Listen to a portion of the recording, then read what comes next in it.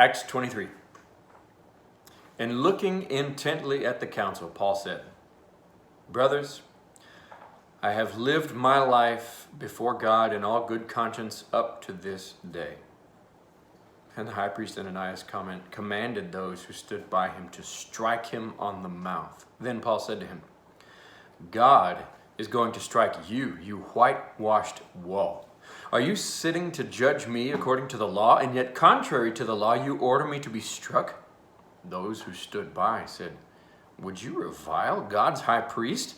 And Paul said, "I did not know, brothers, that he was the high priest, for it is written, 'You shall not speak evil of a ruler of your people.'"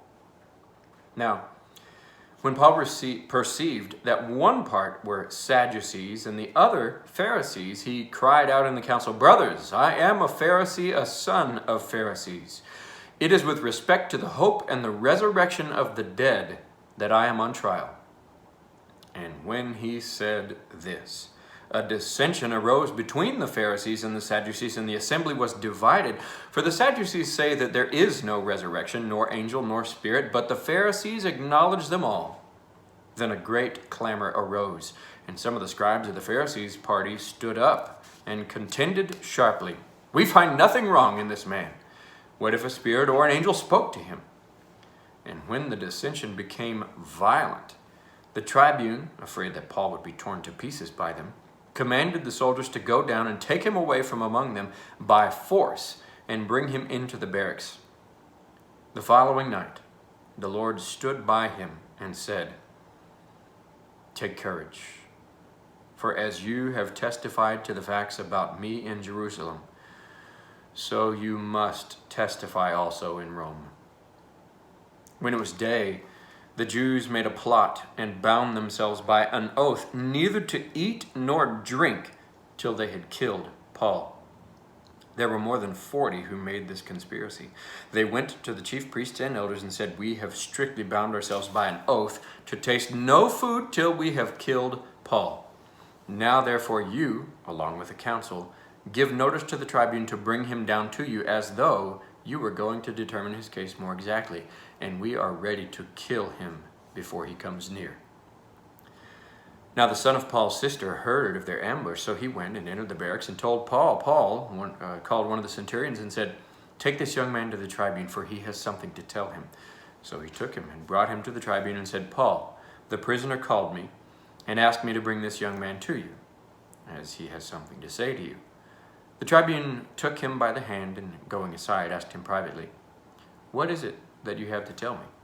And he said, "The Jews have agreed to ask you to bring Paul down to the council tomorrow, as though they were going to inquire somewhat more closely about him. But do not be persuaded by them, for more than 40 of their men are lying in ambush for him, who have bound themselves by an oath neither to eat nor drink till they have killed him. And now they are ready, waiting for your consent." So the tribune dismissed the young man, charging him, "Tell no one that you have informed me of these things."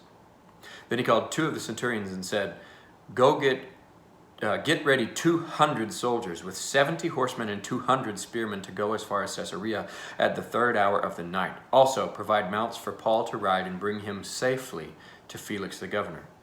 And he wrote a letter to this effect. "Claudius Lysias, to His Excellency the Governor Felix, greetings. This man was seized by the Jews and was about to be killed by them when I came upon them with the soldiers and rescued him, having learned that he was a Roman citizen. And desiring to know the charge for which they were accusing him, I brought him down to their council.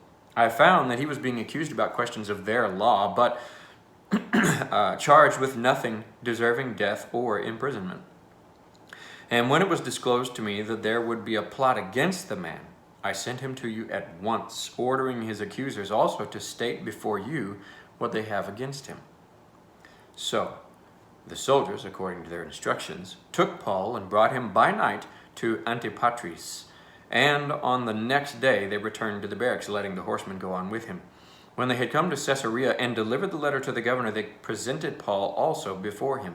On reading the letter, he asked what province he was from, and when he learned that he was from Cilicia, he said, "I will give you a hearing when your accusers arrive." And he commanded him to be guarded in Herod's praetorium.